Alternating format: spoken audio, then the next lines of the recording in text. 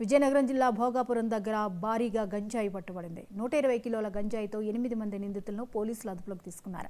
ఒడిశాలో కొనుగోలు చేసిన గంజాయిని ఉత్తరప్రదేశ్, ఢిల్లీకి తరలిస్తుండగా పట్టుబడినట్లు జిల్లా ఎస్పీ వకుల్ జిందాల్ తెలిపారు. నిందితుల వద్ద నుంచి 3 కార్లు, 9 సెల్ ఫోన్లు, 47 ప్యాకెట్ల గంజాయి స్వాధీనం చేసుకున్నారు. పరారీలో ఉన్న మరో నిందితుడిని అరెస్ట్ చేసేందుకు చర్యలు తీసుకుంటున్నామని ఎస్పీ చెప్పారు.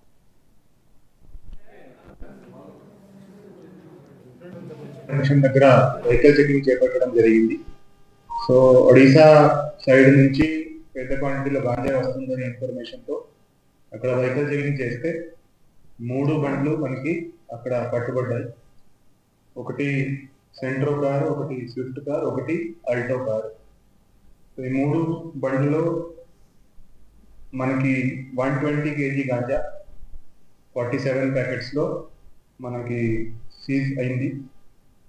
దాంతోపాటు 3 కార్స్లో 9 మెంబర్స్ అక్యూజ్డ్ గాంజా ట్రాన్స్పోర్ట్ చేస్తున్నారు.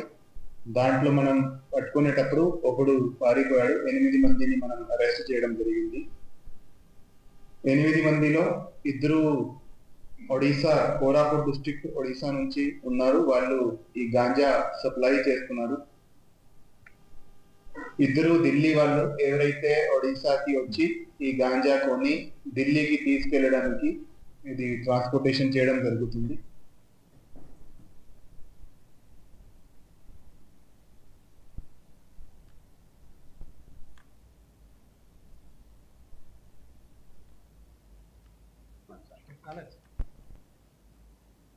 ఉమ్మడి నెల్లూరు జిల్లా గూడూరులో సీఎంఆర్ఎఫ్ చెక్కులను ఎమ్మెల్యే డాక్టర్